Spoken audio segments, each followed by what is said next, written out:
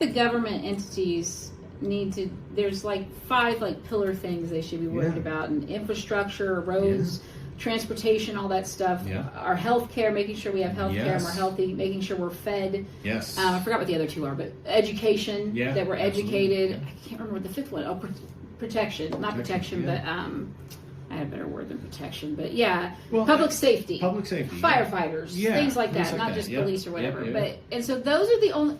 Those to me are like, if it doesn't have anything to do with those 5 things, and it doesn't have anything to do with maybe protecting people's rights if somebody's trying to impede on them, yet they shouldn't even be worried about it and to beat that. Well, the way I look at it is City Hall.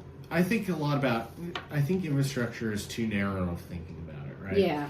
We need to think about this as a community project, right? Because when we're talking about your city hall or scaling up to your county or even scaling up to Topeka, you have to have access to things like public roads, right? Or access to water, or all those things in order to make life livable, right?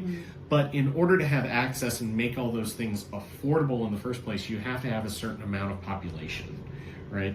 The problem with our rural areas is that we're losing population. They're either going to urban areas in the state or they're leaving the state completely. Is there there's also a lot of elderly people in rural areas. Oh, that is passing away. That is the only growing population in northwest Kansas, and that's predicted all the way out until at least 2060. So that's where all the Wichita State people are going? Yeah, so now, we don't have the ability to take care of them, right? So the project I was working on is our local nursing home, Redbud, and I was working with Action Pact there.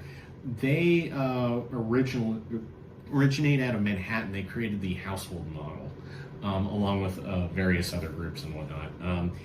The household model is an incredible model of nursing home because it no longer assumes age as a disease. And it's no longer based on an ER. It's based on a house. They have some of those for like their homes. Yeah, Meadowlark is in Wichita. Yeah, they're great. Yeah, they're fantastic. And so our plan was to put that out here. A combination of impossible burdens, right? Like our community has to raise a lot of money now in order to qualify for the community facility loan. Now, part of that is because our USDA rep on the community facility loan passed away, and we had to repeat some of the process. Part of that is because Christy Davis is no longer our USDA oversight person for the state. She was amazing and incredible to work with when she was there. I've learned a little bit about her, and I follow her on Facebook and stuff. She's been a dear friend of my family. I asked her to do an interview, but why? She don't need me. she was a dear friend of my family for at least 20 years prior to me even working on this. I've known her so she understands forever. rural. That's the thing. She understands rural more than anybody. Yeah. Anybody else, and she's I been to all of them. Yes, Not just that, but she's worked in all of them. Like she's gotten every county in the state.